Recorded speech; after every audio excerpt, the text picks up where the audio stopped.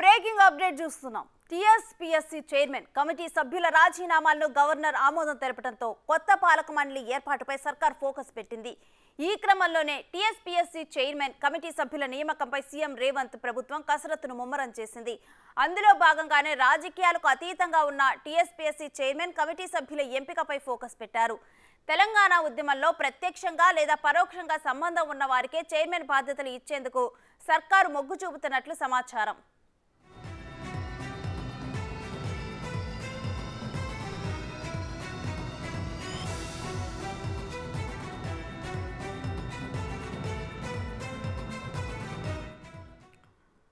అయితే 62 సంవత్సరాల వయస్సు వయోపరిమితి గల వారికి మాత్రమే చైర్మన్గా తీసుకునేందుకు చట్టంలో పరిమితి ఉంది.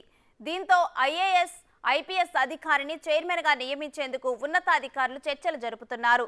తొలుత ఆకునూరి మురళిని నియమించేందుకు ఓకే అనుకున్నప్పటికీ వయోపరిమితి దాటడంతో ప్రత్యామ్నాయ మార్గాలను ప్రభుత్వం అన్వేషిస్తున్నట్లు సమాచారం. దాంతో అన్ని యూనివర్సిటీల్లో ఉన్న ప్రొఫెసర్లపై సీఎం రేవంత్ దృష్టి పెట్టినట్లు భావిస్తున్నారు. అలానే చైర్మన్ల నియామకానికి ఏర్పాట్లు జరుగుతూ ఉండటంతో నిరుద్యోగులు హర్షం వ్యక్తం చేస్తున్నారు.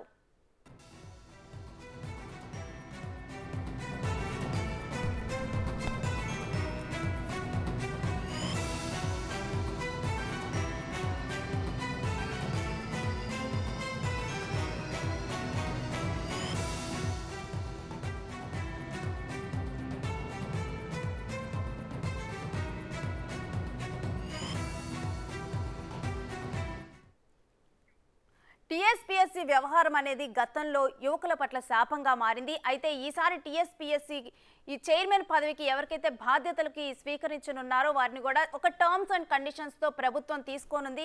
మరి దీనికి సంబంధించిన డీటెయిల్స్ అనేది ఏంటనేది కూడా మా ప్రతినిధి వివరిస్తారు. మా డిప్యూటీ బ్యూరో చీఫ్ అడిగి మరిన్ని వివరాలు తెలుసుకుందాం. సాదిక్, దీని గురించి కంప్లీట్ డీటెయిల్స్ ఏంటి? టర్మ్స్ అండ్ కండిషన్స్ ఏ విధంగా ఉండనున్నాయి చైర్మన్ పదవికి?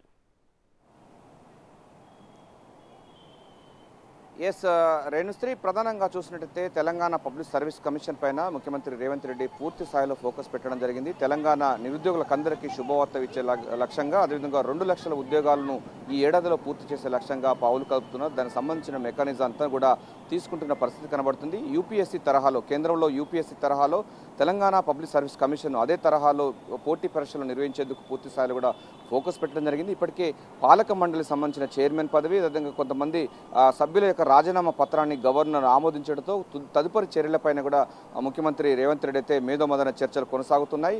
సో ప్రొఫెసర్లను పెట్టాలి, అది లేకపోతే ఐఏఎస్ ఆఫీసర్లను పెడితే ఎట్లా ఉంటుందనిపైన కూడా పూర్తి స్థాయిలో ఉంటుంది. ఎందుకంటే 60 సంవత్సరాల వయసు వాళ్ళు ఉండాలి, తెలంగాణ ఆత్మను ఆవిష్కరించే వాళ్ళు ఉండాలి. వారి ద్వారా అంటే ఎవరైతే చైర్మన్ గాను పాలక మండలిలో చూసినట్లయితే నిరుద్యోగులకు తమకు ఉద్యోగాలు వస్తాయన్నటువంటి భరోసా ఇచ్చే విధంగా, హామీ ఇచ్చే విధంగా ఉండాలి. అటువంటి వాటి కోసం వెతుకులాట ప్రారంభించారు సీఎం రేవంత్ రెడ్డి.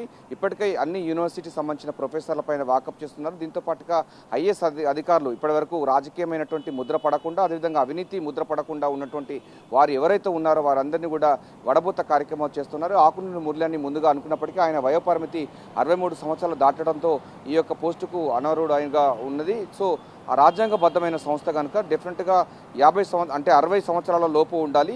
దానికి ఒక కాల పరిమితి అంటే 63 సంవత్సరాలకు రిటైర్మెంట్ ఉంటుంది, చైర్మన్కు ఉంటుంది. సో చైర్మన్ సంబంధించిన అంశాలపైన university, central university, Hyderabad central university, Osmania, కాకతీయతో పాటుగా తెలంగాణ యూనివర్సిటీ సంబంధించిన వాళ్లకు ఉంటే ఎట్లా ఉంటుందనిపైన కూడా మేధోమదన చర్చ చేస్తున్నారు. ఎందుకంటే 6 సంవత్సరాల పాటు ఉండేటువంటి చైర్మన్ పదవి, అదేవిధంగా పాలక మండలి సభ్యులు ఉంటారు కనుక వారు ఉద్యోగాన్ని వదిలిపెట్టి టీఎస్పీఎస్సీకి వస్తారా అన్నదానిపైన కూడా సందేహాలు ఉన్నాయి. సో ఈ అంశం పైన కూడా తెలంగాణ సంబంధించినటువంటి నిరుద్యోగులకు ఆశాజనకమైనటువంటి వార్తలు ఇచ్చేందుకు గాను టీఎస్పీఎస్సీ ద్వారా 2 లక్షల ఉద్యోగాలను 1 సంవత్సరంలో పూర్తి చేస్తామని హామీ ఇచ్చిన ప్రకారంగా ఆ దశగా అడుగులు పడుతున్న నేపథ్యంలో చైర్మన్, అదేవిధంగా సభ్యుల యొక్క రిక్రూట్మెంట్ అయిన పాలక మండలి ఏర్పాటు అయిన తర్వాత పూర్తి స్థాయిలో నోటిఫికేషన్ ఇవ్వబోతున్నారు. ఇప్పటికే గ్రూప్ 1 అంటే 2, 3 సంబంధించింది పోస్ట్పోన్ అయ్యాయి.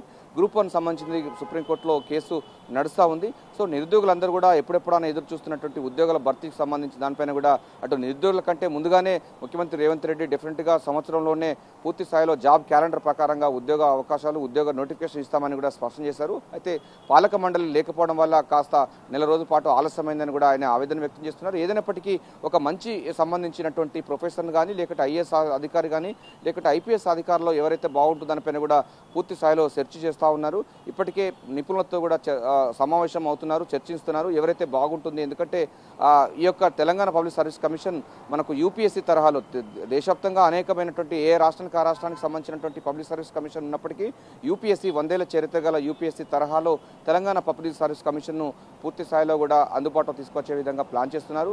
గత ప్రభుత్వాలు చేసిన నిర్వాహకం వల్ల టీఎస్పీఎస్సీ పూర్తిగా నిరుపయోగం మారింది, నిర్లక్ష్యానికి గురైంది, నిరుద్యోగుల పట్ల శాపంగా మారింది. దాని చైర్మన్ సభ్యులందరూ కూడా రాజకీయ ప్రోద్బలంతో అక్కడ మాజీ ముఖ్యమంత్రి కేసీఆర్కు అనిలకు సంబంధించిన వారికి దోచిపెట్టారు. అదేవిధంగా వారికి కొన్ని ఉద్యోగాలు ఇచ్చినటువంటి అపవాదు నిరుద్యోగుల్లో బలంగా ఉన్నది. సో ఈ నేపథ్యంలో కాంగ్రెస్ పార్టీకి వైపు ప్రజలందరూ కూడా ర్యాలీ అయ్యారు. కాంగ్రెస్ పార్టీని గెలుపొందినది ఇప్పుడు అధికారంలో ఉంది.